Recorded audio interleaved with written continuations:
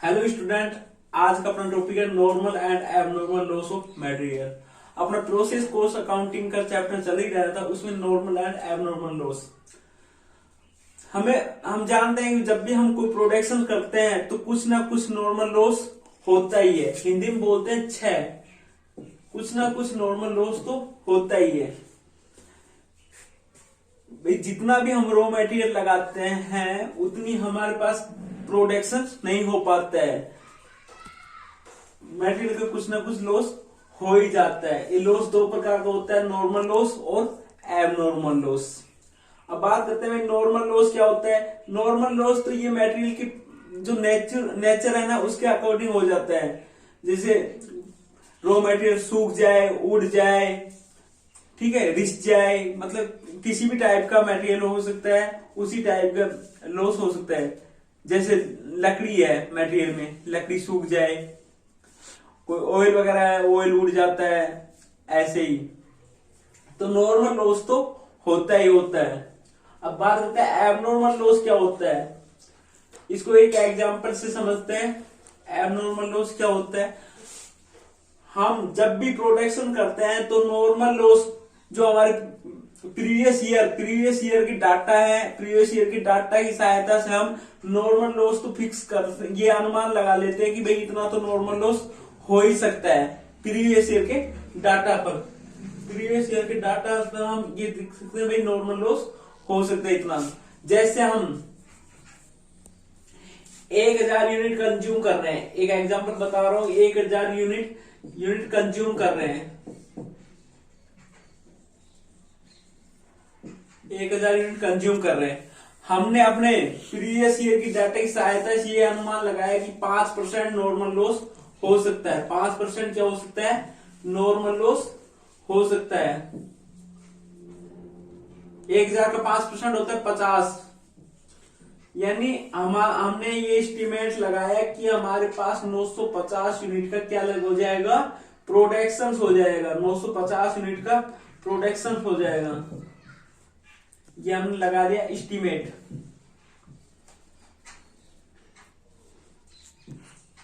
ठीक है, एस्टिमेट लगा लिया कि 150 से 950 यूनिट का प्रोडक्शन हो जाएगा। बट हमने देखा एक्चुअल में प्रोडक्शन हुआ है 900 यूनिट का। एक्चुअल में प्रोडक्शन बाद में हमने देखा कि एक्चुअल में प्रोडक्शन कितना हुआ, 900 यूनिट का। एक्चुअल में प्रोडक्शन 900 यूनिट का हुआ। तो ये क्या हो जाएगा भाई, 950 यूनिट का हमने एस्टिमेट लगाया था, बट 900 यूनिट का ही प्रोडक्शन हुआ एक्चुअल में। तो ये 50 यूनिट का क्या हो गया, एबनॉर्मल लॉस। 50 यूनिट का क्या हो गया, एबनॉर्मल लॉस। आई बात समझ में। अगर हमारे यहाँ पे एक्चुअल प्रोडक्शन अगर 970 यूनिट का हो जाए, ये एग्जांपल है, सपोज एक्चुअल प्रोडक्शन कितने का हो जाए, 970 यूनिट का हो जाए।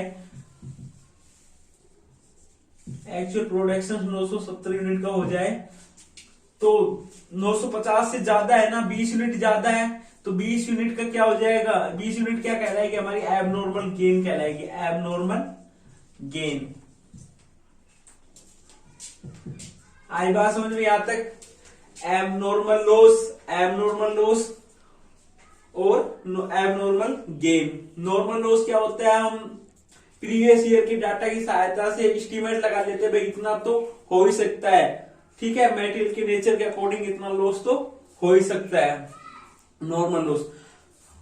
बट उससे ज्यादा लॉस हो जाए तो वो जो डिफरेंस है वो क्या हो जाएगा, एबनॉर्मल लॉस।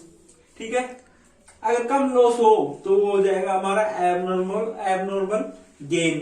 ठीक है, यहां तक बात समझ में आई।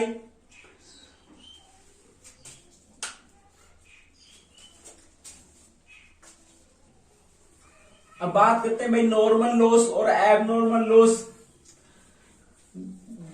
दोनों की अकाउंटिंग कैसे करते हैं। तो इनकी अकाउंटिंग करते हैं, दोनों को ही क्रेडिट किया जाता है प्रोसेस अकाउंटिंग में। जब भी हम प्रोसेस अकाउंट बनाते हैं तो नॉर्मल लॉस को भी क्रेडिट किया जाता है और एबनॉर्मल लॉस को भी क्रेडिट किया जाता है। अगर नॉर्मल लॉस और एबनॉर्मल लॉस का कोई सेल वैल्यू है तो उसको अमाउंट के कॉलम में लिख देते हैं। अब बात करते हैं इसमें भाई कॉस्ट पर यूनिट कैसे निकाली जाएगी। कॉस्ट पर यूनिट कैसे निकाली जाएगी। Cost per unit total cost minus cell of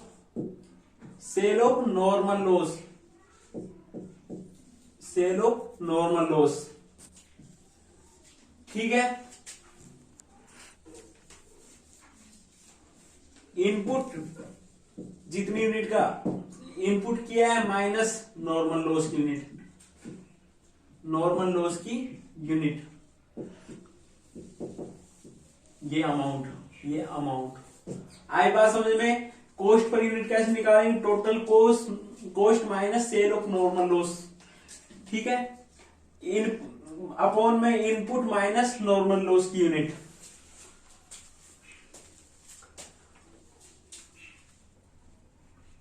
abnormal loss का अमाउंट क्या आएगा। एबनॉर्मल लॉस का अमाउंट आएगा एबनॉर्मल लॉस बराबर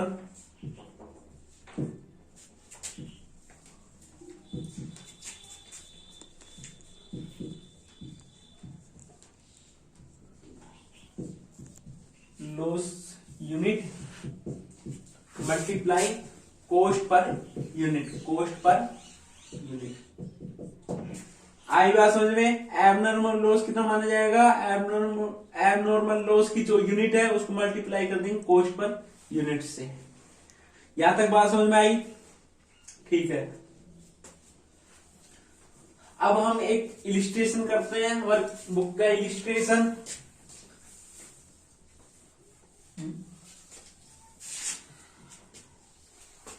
इलिस्ट्रेशन करते हैं।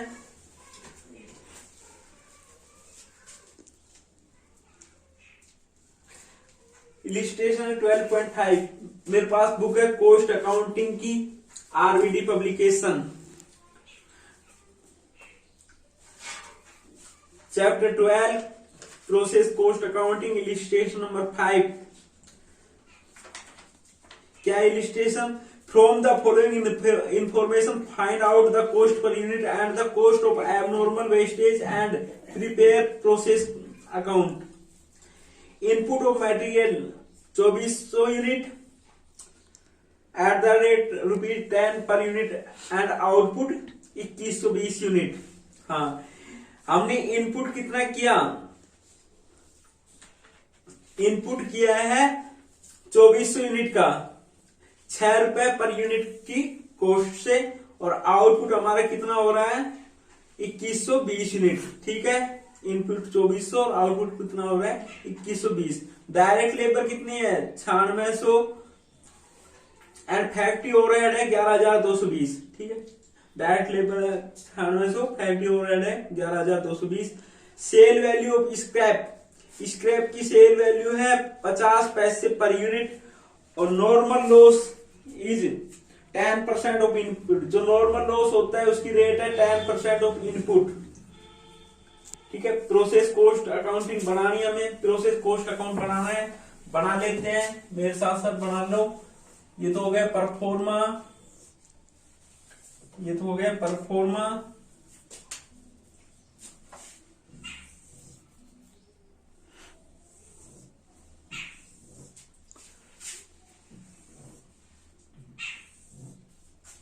ये तो हो गया परफॉर्मा।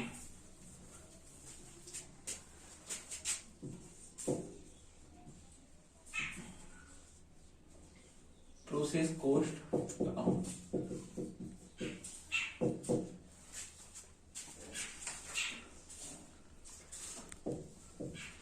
पर्टिकुलर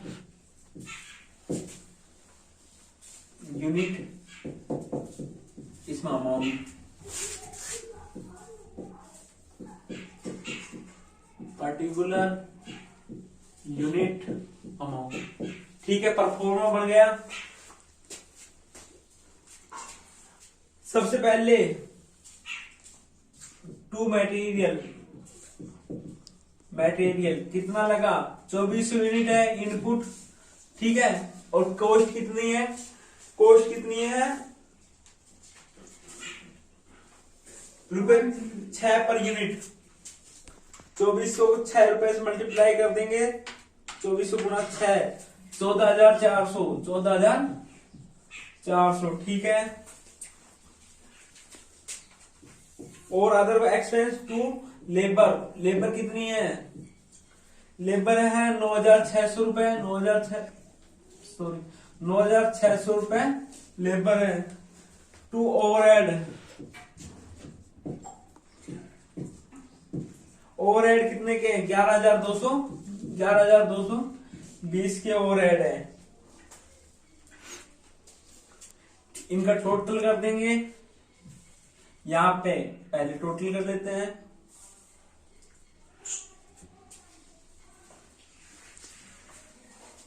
इससे पहले नॉर्मल लॉस लिख देते हैं, टोटल करने से पहले। नॉर्मल लॉस कितना है, 10% है, 2400 के इनपुट का 10%।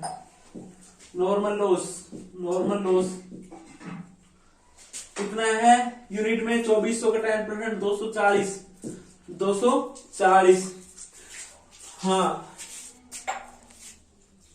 इसका पहले भी गिवन है, यानी अगर हम नॉर्मल लॉस, जो यूनिट हमारी लॉस हुई है 240 को अगर सेल करें तो 50 पैसे में बिक सकती है एक यूनिट।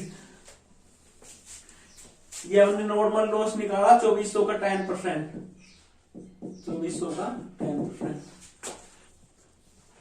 एक यूनिट 50 पैसे में बिक रही है स्क्रैप की, तो 240 यूनिट कितने में बिकेगी, 120 रुपए में। आई बात समझ में, हाँ जी। अब हमने हमारा एक्चुअल प्रोडक्शन कितना है, एक्चुअल प्रोडक्शन कितना है हमारा, एक्चुअल प्रोडक्शन 2120 रुपए का, 2120 यूनिट का, 2120 ही है ना, हाँ जी 2120। हमने क्या अनुमान लगाया भाई, 240 नहीं 2400 तो क्या किया हमने, यूनिट का इनपुट किया है, 2400 यूनिट का क्या किया है, इनपुट किया है। बट इसमें से 240 क्या कर दिया हमने, नॉर्मल लॉस। 240 क्या है हमारी, नॉर्मल लॉस है।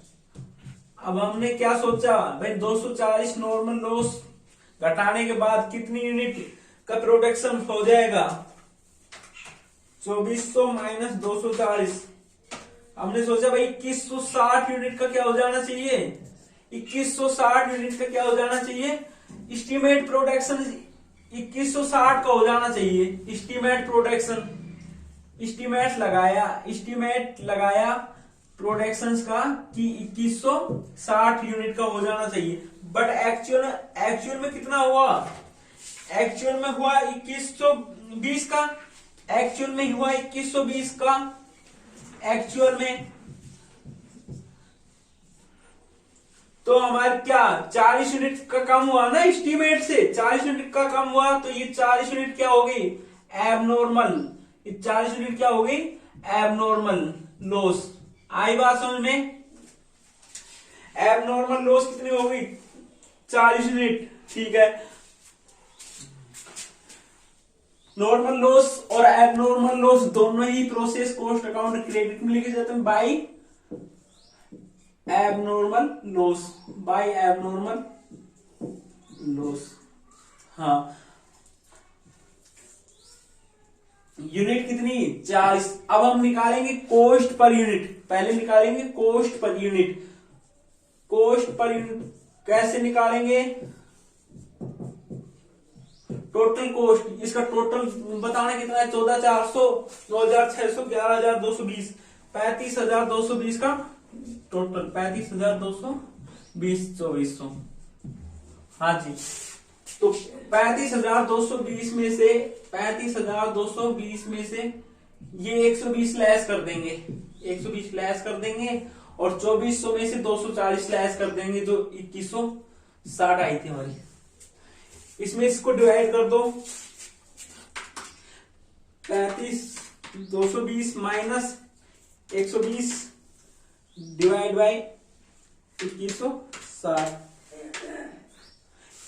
ये आ गई 16.25, 16.25। ये आ गया हमारे कॉस्ट पर यूनिट, और इस कॉस्ट पर यूनिट को 40 यूनिट से मल्टीप्लाई करेंगे तो हमारा एबनॉर्मल लॉस आ जाएगा। एबनॉर्मल लॉस आ जाएगा 40 गुणा 40 बराबर 650। 650 का क्या हो गया एबनॉर्मल लॉस। ठीक है, बाकी यूनिट का नेक्स्ट प्रोसेस को ट्रांसफर की जाएगी बाय नेक्स्ट प्रोसेस। कितनी यूनिट की जाएगी 2120। 2120 को भी 16.25 से मल्टीप्लाई कर देंगे। 2120 को भी 16.25 से मल्टीप्लाई कर देंगे, कितना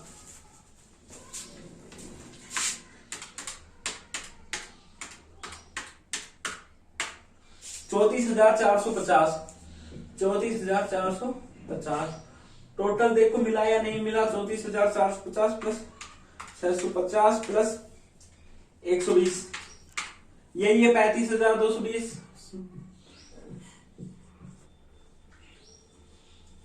ये हो गया 2400। आई बात समझ में? ठीक है, ये काम हमें वर्किंग नोट में करना है। वर्किंग नोट में